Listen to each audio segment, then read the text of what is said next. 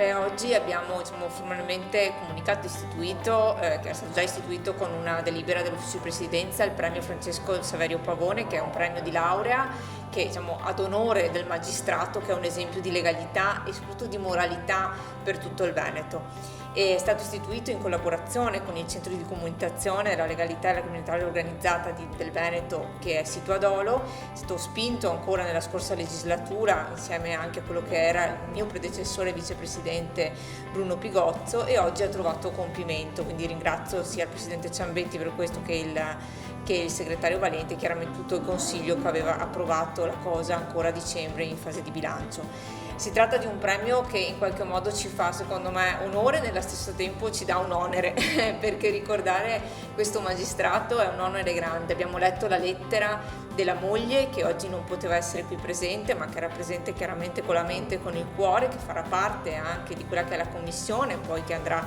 a giudicare ed aggiudicare il premio, e che ha espresso con grandissima commozione quello che era suo marito. E quindi con quella commozione mi sono commossa anch'io, chiaramente, ma è stata una commozione dettata proprio dalla voglia di provare a rendere il Veneto più giusto, e credo che attraverso l'unione di quella che è il mondo dell'università, i giovani e anche l'esempio che può dare un'istituzione e quello che è anche l'onere che si è preso anche il centro di documentazione, l'unione di queste parti possano anche fare in modo di avere dei risultati per ottenere maggiore consapevolezza, quindi fare in modo che i ragazzi ci possano anche trasmettere una visione di quello che è successo, di quello che succede, e anche magari darci una prospettiva di come possiamo sconfiggere questo male che esiste anche in Veneto, ma che tutti noi vorremmo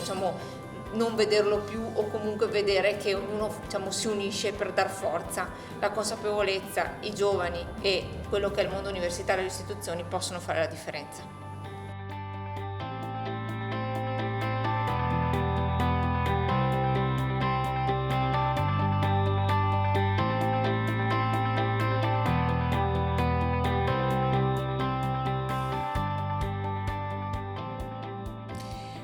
Il premio Pavone, io l'ho già detto nella conferenza stampa, ha già individuato quelli che sono i criteri che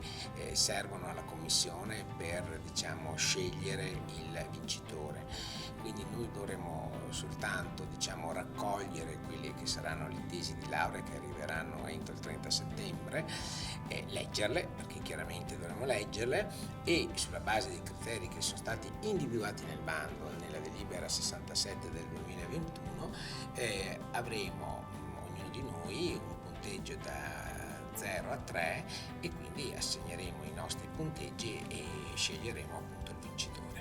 Questo si aggiunge alla istituzione dell'osservatorio che è stato previsto dalla legge 48 del 2012, che appunto prevede questo organismo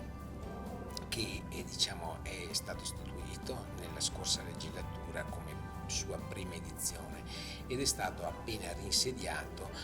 in questa legislatura. È un osservatorio chiaramente che ha compiti di studio, di monitoraggio del fenomeno, ma chiaramente è un'antenna sul territorio che serve poi ai consiglieri e soprattutto a quella che è la quarta commissione consigliare per analizzare, valutare e fare eventualmente anche dei dossier o delle proposte o al Consiglio regionale, ma anche, secondo me, potrebbe essere anche utile una collaborazione con gli organi giudiziari.